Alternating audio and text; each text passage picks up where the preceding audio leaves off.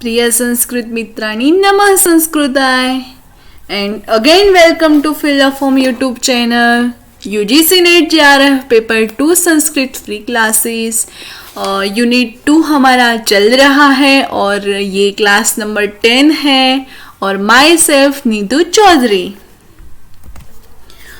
ये हमारे social media accounts है जिसके थ्रू आप इजीली हमसे कनेक्ट हो सकते हैं। ये हमारी एप्लीकेशन है जिसमें notes, class and MCQ, PYQ and free books जो आप इजीली रीड आउट कर सकते हैं। और ये हमारे स्टूडेंट्स का फीडबैक है और स्टूडेंट नेम है वर्षा मुलानी जी जो लिख रही है नमो नमः मैम। नमो नमः वर्षा जी। और मुझे लगता है कि आप गुजराती है। वैसे मैं भी गुजराती हूँ इसीलिए बोल रही हूँ। मैं भी गुजराती ही हूँ। यूनिट 2 हमारा चल रहा है। इसमें वैदिक साहित्य का विशिष्ट अध्ययन है जिसमें हमने ऋग्वेद एक परिचय, ऋग्वेद संहिता सूक्त, शुक्ल यजुर्वेद संहिता सूक्त के बारे में देख लिया है। और आज हम छोटी सी क्लास करने वाले हैं लेकिन बहुत इम्पोर्टेंट है कि कृष्ण यजुर्वेद एक परिचय, कि कृष्ण यजुर्वेद में क्या क्या होता है और क्या क्या बातें आती है, ये सब हम देखते हैं आज की क्लास में। तो गाइस चलो नेक्स्ट टॉपिक पर। कृष्ण यजुर्वेद एक परिचय। कृष्ण यजुर्वेद यजुर्वेद की एक शाखा है जो हम सबको पता ही है। चारों वेदों में से एक यजुर्वेद के 2 प्रकार मिलता है, एक शुक्ल यजुर्वेद और दूसरा कृष्ण यजुर्वेद। इसके इन दोनों नामों का कारण है कि शुक्ल यजुर्वेद में केवल मंत्र भाग है, अर्थात इसमें मूल मंत्र होने से शुक्ल शुद्ध वेद कहलाता है। और कृष्ण यजुर्वेद विनियोग मंत्र का व्याया आदि से मिश्रित होने के कारण मूल न होकर मिश्रित व कृष्ण यजुर्वेद कहलाता है। मूल रूप से यही शुक्ल और कृष्ण यजुर्वेद है। शुक्ल यजुर्वेद की 2 शाखाएं वर्तमान में मिलती है, वाजसेनीय मध्यान्ह संहिता और कण्व संहिता। दोनों में 40 अध्याय है। कण्व संहिता का 40वां अध्याय हमारा ईशोपनिषद है और वो सब हमको पता ही है और वो काफी प्रख्यात भी है। कृष्ण यजुर्वेद की 4 शाखाएं मिलती हैं, तैत्तिरीय, मैत्रायणी, काठक और कठकपिशल शाखा। महर्षि दयानंद सरस्वती के अनुसार मूल वेद शुक्ल यजुर्वेद की मध्यान्ह शाखा है। इसी का महर्षि ने भाष्य लिखा है। इस विषय में पौराणिकों ने इन वेदों को शुक्ल कृष्ण को सिद्ध करने के लिए अपनी कथाएं कल्पित कर रखी है। इन कथित कथाओं को छोड़ शुक्ल कृष्ण का यथार्थ कारण उपरोक्त ही है। वेदों की कुल शाखा 1127 होने के का प्रमाण पतंजलि महाभाष्य में मिलता है।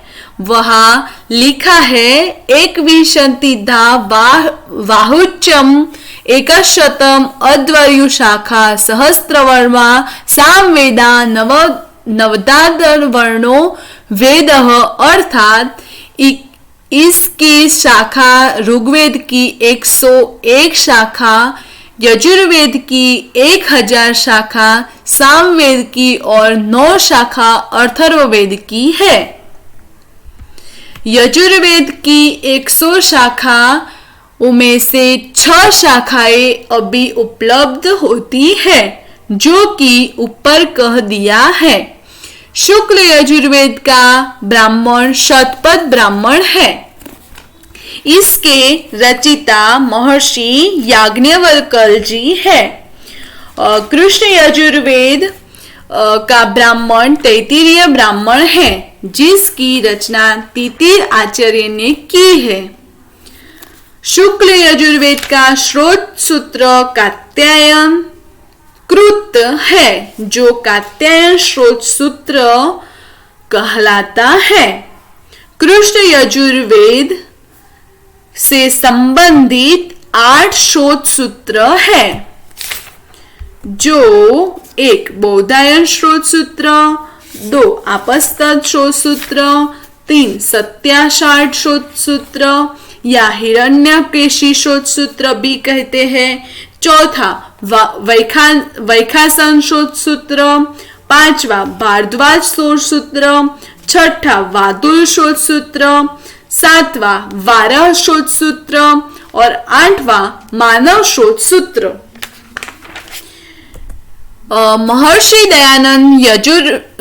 दयानंद यजुर्वेद के प्रतिपाद्य विषय के संबंध में अपने भाष्य के प्रारंभिक प्रकरण में लिखते हैं कि ईश्वर ने जीवों को गुण गुणी के विज्ञान के उपदेश के लिए ऋग्वेद में सब पदार्थों की व्याख्या करने यजुर्वेद में यह उपदेश दिया कि उन पदार्थों से यथा योग्य उपकार ग्रहण करने के लिए कर्म किस प्रकार करने चाहिए, उसके लिए जो जो अंग और जो स्थान उपेक्षित है, उन सबको प्रकाश यजुर्वेद में किया गया है।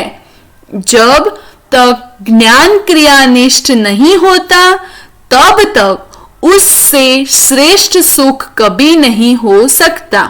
विज्ञान क्रिया में निमित्त बनता है, प्रकाश कारक होता है, अविद्या की निवृत्ति करता है, धर्म में प्रवृत्ति करता है और धर्म तथा पुरुषार्थ का मेल कराता है।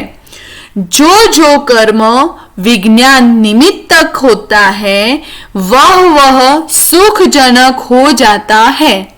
अतः मनुष्य को चाहिए कि विज्ञान पूर्वक ही नित्य कर्मानुष्ठान करे। जीव चेतन होने से बिना कर्म किए नहीं रह सकता। कोई भी मनुष्य आत्मा, मन, प्राण और इंद्रियों के संचालक के बिना क्षण भर भी नहीं रह सकता। यजुर्वेद यजंती इस प्रमाण से यजुर्वेद के मंत्रों से यजन किया जाता है। और कृष्ण यजुर्वेद की शाखाएं हमने देखा, उसके बारे में थोड़ा मौखिक देखते हैं कि कृष्ण यजुर्वेद संहिता यजुषों का संग्रह है। यजुष का अर्थ होता है जिसमें अक्षरों की संख्या नियत न हो, अनियताक्षर वसनो यजुहु। इस संहिता को केवल यजुर्वेद के नाम से भी पुकारा जाता है। इसमें उन गद्यात्मक वाक्यों का समूह है जिनका प्रयोग यज्ञ के अवसर पर किया जाता है। अतः वह वेद मुख्यतः यज्ञानुष्ठानों से ही संभवित है। इसके 2 भेद मिलते हैं, एक कृष्ण यजुर्वेद और शुक्ल यजुर्वेद। कृष्ण यजुर्वेद के बारे में कहा जाता है कि वेद व्यास से वैशंपायन मुनि ने इस वेद की शिक्षा ग्रहण की थी और वैशंपायन से याज्ञवल्क्य मुनि ने शिक्षा लिया था, परंतु किसी कारण से वैशंपायन मुनि याज्ञवल्क्य से रुष्ट हो गए और उन्होंने इस पठित विद्या को वापस मांगा। गुरु की आज्ञा पर याज्ञवल्क्य मुनि ने पठित यजुषोक को वमन कर दिया। उस समय वैशंपायन के अन्य शिष्यों ने तीतर का रूप धारण करके इसे चूग लिया। इस प्रकार वमित यजुर्वेद को तितिर बनकर चुगने के कारण यह कृष्ण यजुर्वेद कहलाया। वर्तमान में इसकी शाखाएं 4 संहिता ही उपलब्ध है। एक तैत्तिरीय, 2 मैत्रायणी, 3 कठ और कपिष्ठल। इसके बारे में हम थोड़ा थोड़ा डिटेल्स में देखते हैं, जो कि बिल्कुल मौखिक रूप से देखते हैं। तैत्तिरीय संहिता, यह शाखा अपने में परिपूर्ण कही जा सकती है, क्योंकि इस शाखा के संहिता, ब्राह्मण, आरण्यक, उपनिषद, स्रोत सूत्र तथा गृह्य सूत्र इत्यादि सभी ग्रंथ उपलब्ध होते हैं। महाराष्ट्र का कुछ हिस्सा तथा आंध्र द्रविड़ का बहुश भाग इसी का अनुयायी है। सबसे बड़ी बात तो यह कि वेदों के भाष्यकार आचार्य सायण इस शाखा के अनुयायी थे। उन्होंने सर्वप्रथम तैत्तिरीय संहिता पर ही अपना वैदुष्य पूर्ण भाष्य लिखा है। इनसे पूर्व का इस संहिता पर केवल एक ही भाष्य सुना जाता है, वह है 11वीं सदी में भट्ट भास्कर मिश्रकृत ज्ञान यज्ञ नामक भाष्य, जो असतम गुरु गंभीर है।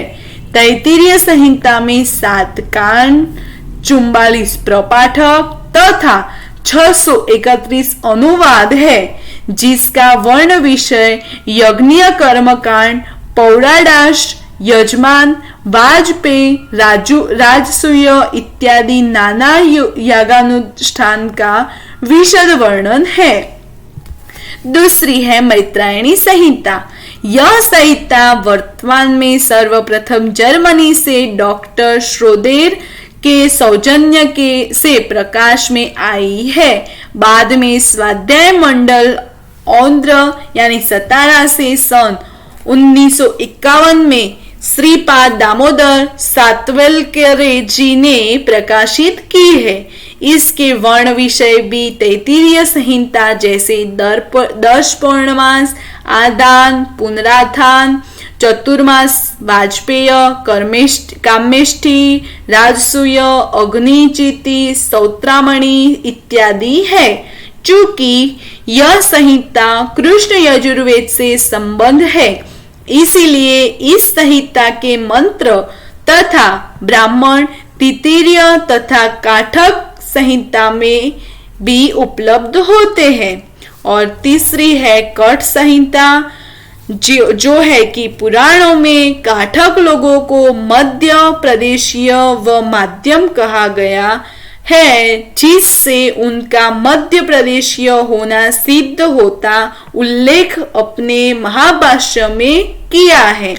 ग्रामे ग्रामे काठक कापापक च प्रोच्यते, जो महाभारत में मिलता है। इस संहिता में 5 खंड हैं, जिनके नाम इठिमिका, मध्यमिका, ओरिमिका, याजुनवाक्या तथा अश्वमेधानुवच है। इन खंडों के उपखंडों को स्थानक कहा जाता है। स्थानक 40 है, अनुवाक 13 है, अनुवाक इसके अनुवचन 13 है और अनुवाक 843 है। मंत्र संख्या इसकी 3091 है तथा मंत्र ब्राह्मण को संयुक्त संख्या 18,000 है। इनके वर्ण विषय भी अन्य कृष्ण यजुर्वेद की अन्य संहिता की तरह दर्श पौर्णमास, अग्निहोत्र, आदान, निरूढ़, पशुबंध, वाजपेय, राजसूय, अश्वमेध इत्यादि है। और चौथी है कपिष्ठल शाखा संहिता, जिसमें महर्षि पाणिनि के सूत्र कपिष्ठलो गोत्रे तथा निरुक्त टीकाकार दुर्गाचार्य के अहम च कपिष्ठलो वासिष्ठ कथानुसार कपिष्ठल किसी ऋषि का नाम सिद्ध होता है, परंतु कतिपय विद्वानों की गवेषणा इस स्थान सरस्वती नदी के पूर्वी तट पर विद्यमान कैथल नामक स्थान है। इसका उल्लेख काशिका तथा वराहमिहिर कृत बृहत संहिता में भी प्राप्त होता है। इस संहिता की कोई भी संपूर्ण प्रति आज उपलब्ध नहीं है। यह संहिता ऋग्वेद के समान अष्टक तथा अध्यायों में प्रविभक्त है। इसमें कुल 6 अष्टक और 48 मंत्र 48 अध्याय का उल्लेख मिलता है, किंतु उपलब्ध प्रति में प्रथम अष्टक के 8 अध्याय के अतिरिक्त कोई भी अष्टक पूर्ण नहीं है। सभी में कुछ न कुछ अध्याय गायब है। फिर भी यह अधूरा ग्रंथ भी इस कृष्ण यजुर्वेद शाखा का महत्वपूर्ण ग्रंथ कहा जा सकता है। इस संहिता का वर्ण विषय तथा शैली कट संहिता के ही समान है। ये हमने देखा कृष्ण यजुर्वेद की संहिताओं का मौखिक परिचय। आज के लिए इतना ही, और हमारा लक्ष्य जो है कि वी वांट JRF, जो आप सबको टाइप करना है हमारे क्लास में। और सुविचार आपको पता ही है कि हमारे सेल्फ कॉन्फिडेंस को आगे बढ़ाने के लिए मैंने यहाँ पे रखा है, जो आप ये बार बार देखकर अपनी तैयारी को और भी ज़्यादा बनाएं और अपने आप ही JRF के लिए प्रिपेयर हो जाए और हमारे साथ जुड़े रहें। और आपको कुछ ना कुछ जरूर, मैं उम्मीद करती हूँ कि आपको हमारी क्लास में से कुछ ना कुछ तो नया सीखने को मिलता ही होगा, और आपके कमेंट्स के थ्रू आप हमसे बता सकते हैं। और आपका फीडबैक हमें अवश्य बताएं, क्योंकि हम जो भी अभी प्रेजेंट कर रहे हैं उसका क्या रिजल्ट आप सब हमें दे रहे हैं वो भी हमें पता चलेगा फीडबैक के थ्रू और लाइक्स के थ्रू। तो आप हमसे कमेंट बॉक्स में आपका फीडबैक जरूर करेगा, और हमारे ये वीडियो को लाइक और शेयर करना मत भूलिएगा, ताकि शेयर करने से काफ़ी बच्चों को हमारी क्लास मिलेगी। और अभी आप देख रहे हैं कि संस्कृत की क्लासें कितनी महंगी चल रही है बाजार में, और हम अपनी तरफ से पूरी कोशिश करते हैं कि आपको फ्री कंटेंट प्रोवाइड कर पाए, तो काफ़ी बच्चों तक ये जाए तो उनके भविष्य का भी सवाल है, जो वो अपने लाइफ में कुछ कर सके और कुछ बन सके। तो थैंक यू फ्रेंड। और ये हमारे सोशल मीडिया लिंक और अकाउंट्स है जिसके थ्रू आप हमसे कनेक्ट हो सकते हैं, और आपके माइंड में जो भी सवाल है उसका आप इजीली और तुरंत सॉल्यूशन कर सकते हैं। और आपको इंस्टाग्राम और फेसबुक पर फॉलो भी आप हमको कर सकते हैं। और थैंक यू सो मच, आपने हमारी क्लास देखी, इतनी देर तक आप हमसे कनेक्ट रहे, इसलिए आपका धन्यवाद। Thank you for watching this video.